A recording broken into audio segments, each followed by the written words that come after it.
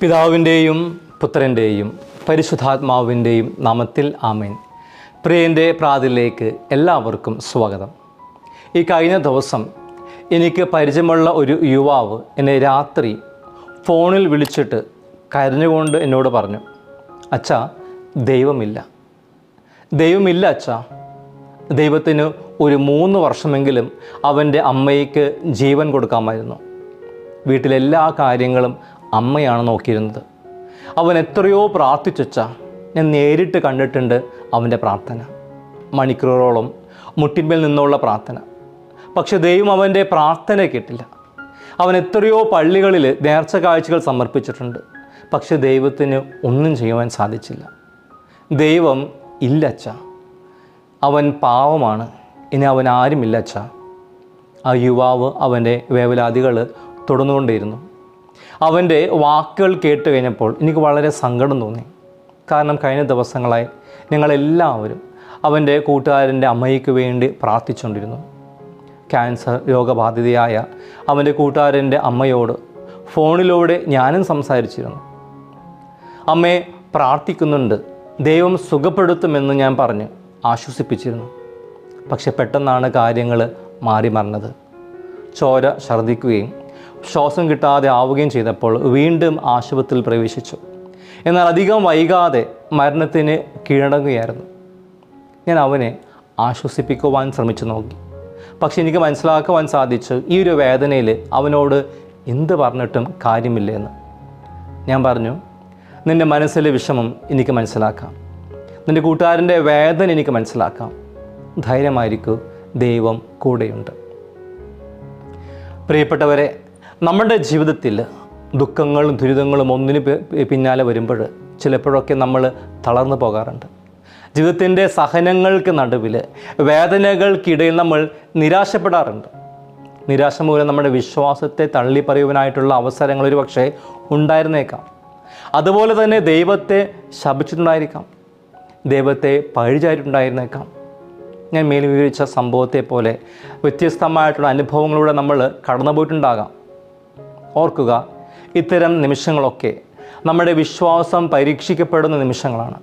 നമ്മുടെ ജീവിതത്തിൻ്റെ പ്രലോഭനത്തിൻ്റെ നിമിഷങ്ങളാണ്. ചിലപ്പോഴൊക്കെ നമുക്കും തോന്നിയേക്കാം, ദൈവം ഉണ്ടോ എന്ന്. നമ്മുടെ ജീവിതത്തിലെ പ്രശ്നങ്ങൾക്കും പ്രതിസന്ധികൾക്കും നടുവിൽ ഒത്തിരി പ്രാർത്ഥിച്ചിട്ട് പോലും ദൈവം കേൾക്കാതിരിക്കുമ്പോൾ ചിലപ്പോഴൊക്കെ നമ്മൾ ചിന്തിച്ചേക്കാം, ദൈവം ഉണ്ടോ എന്ന്. എന്തുകൊണ്ട് ദൈവം എൻ്റെ നിലവിളികൾക്ക് ഉത്തരം നൽകുന്നില്ലെന്ന്. ഓർക്കുക, ദൈവത്തിനൊരിക്കലും തെറ്റ് സംഭവിക്കാറില്ല. ഇതെല്ലാം ചില പരീക്ഷണങ്ങൾ മാത്രമാണ് നമ്മുടെ വിശ്വാസത്തെ ബലപ്പെടുത്തുവാൻ. ദൈവം നമ്മുടെ കൂടെയുണ്ട്. അദൃശ്യനായ അവിടുന്ന് നമ്മുടെ കൂടെയുണ്ട്. ഓർക്കുക, നമ്മൾ മാത്രമല്ല പരീക്ഷിക്കപ്പെടുന്നത്. ദൈവപുത്രനായ ക്രിസ്തുവും പരീക്ഷണങ്ങളിലൂടെ കടന്നുപോയി. തൻ്റെ പിതാവിൻ്റെ ദൗത്യം ആരംഭിക്കുന്നതിന് മുൻപ് ദൈവപുത്രനായ ക്രിസ്തുവും പരീക്ഷിക്കപ്പെട്ടു. 3 പരീക്ഷണങ്ങളിലൂടെ അവിടുന്ന് കടന്നുപോയി. ഇന്നത്തെ സുവിശേഷത്തിൽ നമ്മൾ കണ്ടുമുട്ടുക ഈശോ കടന്നുപോയ ആ 3 പരീക്ഷണങ്ങളാണ്. പ്രിയപ്പെട്ടവരെ, ഈശോ പരീക്ഷിക്കപ്പെട്ട നിമിഷത്തിൽ ദൈവം കൂടെയുണ്ടായിരുന്നു. ദൈവത്തിൻ്റെ ആത്മാവ് കൂടെയുണ്ടായിരുന്നു. ദൈവാത്മാവാണ് ഈശോയെ മരുഭൂമിയിലേക്ക് നയിച്ചത്, പിശാചിനാൽ പരീക്ഷിക്കപ്പെടുവാൻ. ഇന്നത്തെ സുവിശേഷത്തിൽ നമ്മൾ വായിച്ചു കേൾക്കുന്നു, മത്തായി 4:1. അനന്തരം പിശാചിനാൽ പരീക്ഷിക്കപ്പെടുന്നതിന് യേശുവിനെ ആത്മാവ് മരുഭൂമിയിലേക്ക് നയിച്ചു. ആത്മാവ് യേശുവിനെ മരുഭൂമിയിലേക്ക് നയിക്കുന്നതിന് മുൻപ് എന്താണ് സംഭവിച്ചതെന്ന് നമ്മൾ മനസ്സിലാക്കേണ്ടിയിരിക്കുന്നു. അതിന് തൊട്ട് മുൻപ് യേശുവിൻ്റെ ജ്ഞാനസ്നാനമാണ്. ജോർദാനിൽ സ്നാപക യോഹന്നാനിൽ നിന്നും യേശു മാമോദീസ സ്വീകരിച്ച് തൊട്ട് പിന്നാലെ പരിശുദ്ധാത്മാവ് യേശുവിനെ മരുഭൂമിയിലേക്ക് നയിക്കുകയായിരുന്നു. നമുക്കറിയാം, മരുഭൂമി ഒരു വിജനമായ സ്ഥലമാണ്, വരണ്ട സ്ഥലമാണ്, കഠിനമായിട്ടുള്ള സ്ഥലമാണ്. ഈ സ്ഥലത്തേക്കാണ് പരിശുദ്ധാത്മാവ് യേശുവിനെ നയിച്ചത്. അവിടെ വന്യമൃഗങ്ങളുണ്ടായിരുന്നു. മാത്രമല്ല, സാത്താനാൽ മരുഭൂമിയിൽ സാത്താൻ കാത്തിരിക്കാതെ മരുഭൂമിയിൽ യേശുവിനെ പരീക്ഷിക്കുവാൻ വേണ്ടിയിട്ട്.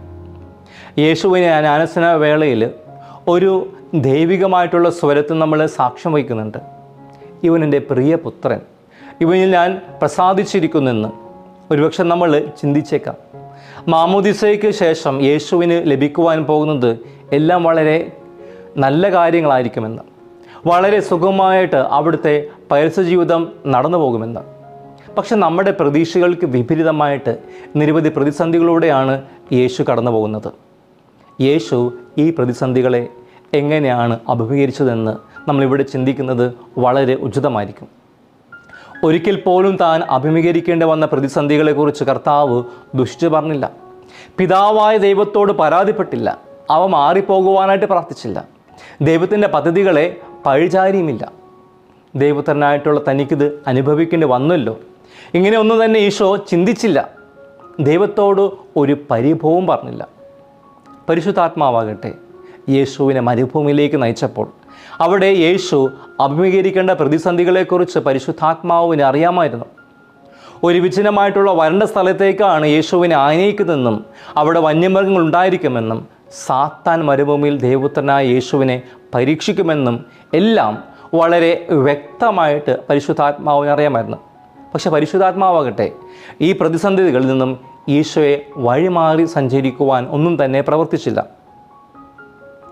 നമ്മുടെ ഗൂഗിൾ മാപ്പ് സാധാരണ രീതിയിൽ യാത്രവേളയിൽ വഴിയിലെ തടസ്സങ്ങളെക്കുറിച്ച് നമുക്ക് മുന്നറിയിപ്പ് നൽകും. മാത്രമല്ല വഴിമാറി സഞ്ചരിക്കുവാനായിട്ടുള്ള റൂട്ടിംഗ് പറഞ്ഞു തരും. പക്ഷെ ഇതൊന്നും പരിശുദ്ധാത്മാവ് ചെയ്തില്ല. മറിച്ച് യേശുവിനെ മരുഭൂമിയിലേക്ക് നയിക്കുകയാണ് ചെയ്തത്. അങ്ങനെ മരുഭൂമി അനുഭവം യഥാർത്ഥത്തിൽ യേശുവിനെ ഒരു ഒരുക്കമായിട്ട് മാറുകയാണ് പരസ്യ ജീവിതത്തിന് മുന്നോടിയായിട്ട്. സാത്താൻ്റെ ഈ ഒരു പരീക്ഷണം മാത്രമല്ല കർത്താവ് നേരിടേണ്ടി വരിക. ഇനിയും അനേകം പ്രതിസന്ധികൾ, അനേകം പ്രലോഭനങ്ങൾ ഈശോ നേരിടേണ്ടി വരും.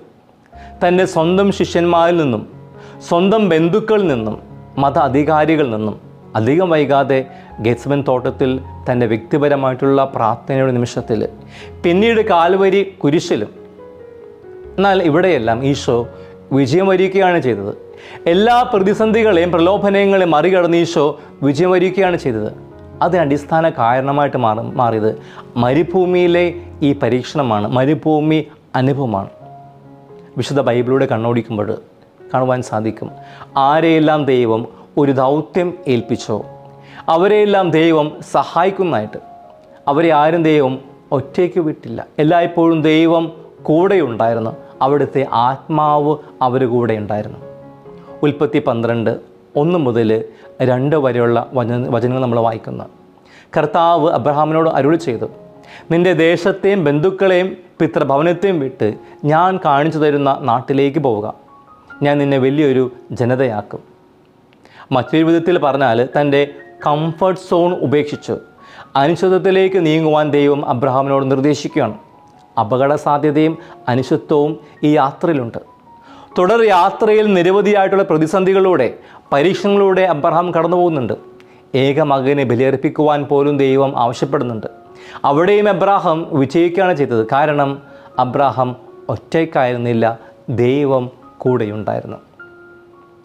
വീണ്ടും നമ്മൾ കാണുന്ന പുറപ്പാട് 3:8 ഈജിപ്തുകാരുടെ കയ്യിൽ നിന്നും യഹൂദരെ മോചിപ്പിക്കുവാനും അവിടെ നിന്നും തേനും പാലും ഒഴുകുന്നതുമായിട്ടുള്ള കാനാൻ ദേശത്തേക്ക് നയിക്കുവാനുമായിട്ട് ദൈവം മോശയെ തിരഞ്ഞെടുക്കുന്നതായിട്ട്. ഈ ദൗത്യത്തിൽ മോശ നിരവധി പ്രതിസന്ധികൾ നേരിടേണ്ടി വരുന്നുണ്ട്. സ്വന്തം ഇസ്രായേൽ ജനത പോലും ദൈവത്തിനും മോശയ്ക്കുമെതിരെ പിറുവിറുക്കുകയാണ്. ചില സന്ദർഭങ്ങളിൽ മോശയെ തള്ളിപ്പറയുന്നു. എന്നാൽ മോശ അവയെല്ലാം തരണം ചെയ്തുകൊണ്ട് ദൈവം തന്നെ ഏൽപ്പിച്ച ദൗത്യം വിജയകരമായിട്ട് പൂർത്തീകരിച്ചു. അതിനടിസ്ഥാന കാരണം ദൈവം മോശയോട് കൂടെ ഉണ്ടായിരുന്നു. ഇനിയുമുണ്ട് അനേകം വ്യക്തികൾ, ജോഷുവ, ദാവീദ്, ദാനിയേൽ, പുതിയ നിയമത്തിലേക്ക് കടന്നു വരുമ്പോൾ സ്നാപക യോഹന്നാൻ, അങ്ങനെ നിരവധി വ്യക്തികൾ നമുക്ക് കാണുവാനായിട്ട് സാധിക്കും. പ്രതിസന്ധികളുടെ നടുവിൽ ദൈവം അവരുടെ കൂടെയുണ്ടായിരുന്നു. പ്രിയപ്പെട്ടവരെ, നമ്മുടെ ജീവിതത്തിലും പ്രതിസന്ധികളുണ്ടാകും, പ്രലോഭനങ്ങളുണ്ടാകും, മരുഭൂമി അനുഭവങ്ങളുണ്ടാകും.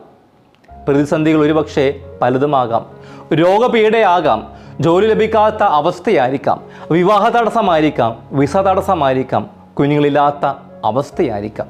അങ്ങനെ പലതുമാകാം നമ്മുടെ ജീവിതത്തിലെ പ്രതിസന്ധികൾ. പക്ഷെ ഓർക്കാം, ഈ പ്രതിസന്ധികളുടെ മധ്യേ ദൈവം നമ്മുടെ കൂടെയുണ്ട്.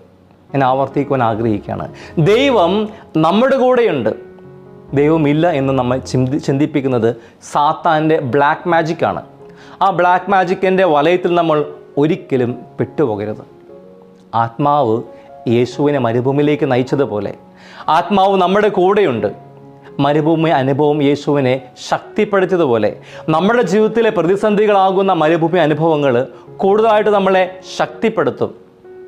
മരുഭൂമി അനുഭവത്തിലൂടെ യേശു കടന്നുപോയതുപോലെ നമ്മളും കടന്നു പോകേണ്ടിയിരിക്കുന്നു. മരുഭൂമി അനുഭവം കർത്താവിന് ഒരിക്കലും നിരാശയിലേക്ക് നയിച്ചില്ല. മറിച്ച് ദൈവത്തിൽ പ്രത്യാശ കണ്ടെത്തുവാനും ആത്മാവിൻ്റെ ശക്തിയാൽ അവയെല്ലാം മറികടക്കുവാനുമായിട്ടുള്ള ശക്തി ലഭിച്ചു. ഈശോ എല്ലാ പ്രലോഭനങ്ങളെയും പ്രതിസന്ധികളെയും മറികടന്ന് വിജയിച്ചു. കാരണം ദൈവം കൂടെയുണ്ടായിരുന്നു, ദൈവത്തിൻ്റെ ആത്മാവ് കൂടെ ഉണ്ടായിരുന്നു. പ്രിയപ്പെട്ടവരെ, നമ്മുടെ ജീവിതത്തിലും ഇതുപോലെ നമുക്ക് പ്രതിസന്ധികളെ, പ്രശ്നങ്ങളെ തരണം ചെയ്യുവാനായിട്ട് സാധിക്കും, ആത്മാവിൻ്റെ ശക്തിയാലും സഹായത്താലും. അതുകൊണ്ട് മരുഭൂമി അനുഭവങ്ങളിൽ നമ്മൾ ഒരിക്കലും തളരരുത്, നിരാശപ്പെടരുത്. യഥാർത്ഥ ക്രിസ്തു ശിഷ്യൻ ഒരു മരുഭൂമി അനുഭവത്തിലൂടെ കടന്നു പോകേണ്ടിയിരിക്കുന്നു. ആ മരുഭൂമി അനുഭവത്തിൽ നമ്മൾ ഒറ്റയ്ക്കല്ല, ദൈവം നമ്മുടെ കൂടെയുണ്ട്. ദൈവമില്ല എന്ന് ചിന്തിപ്പിക്കുന്നത് സാത്താൻ്റെ ബ്ലാക്ക് മാജിക്കാണ്. ആ ബ്ലാക്ക് മാജിക്കിൻ്റെ വലയത്തിൽ നമ്മൾ ഒരിക്കലും പെട്ടുപോകരുത്. ഈ ഒരു കാര്യമാണ് ഞാൻ ആരംഭത്തിൽ പറഞ്ഞ യുവാവിനോട് പറയുവാനൊക്കെയായിട്ട് പരിശ്രമിച്ചത്. നോമ്പുകാലത്തിലെ ആദ്യ ഞായറാഴ്ച നമ്മെ ക്ഷണിക്കുന്നു യേശുവിനെ പോലെ ഒരു മരുഭൂമി അനുഭവത്തിലൂടെ കടന്നു പോകുവാൻ. ഞാനും നിങ്ങളും അതിനൊരുക്കമാണോ? അതിനായിട്ട് ദൈവം നമ്മളെ എല്ലാവരെയും സഹായിക്കട്ടെ. പിതാവും പുത്രനും പരിശുദ്ധാത്മാവും നിങ്ങളെ അനുഗ്രഹിക്കുമാറാകട്ടെ. ഈശോ മിശിഹായിക്ക് സ്തുതിയായിരിക്കട്ടെ.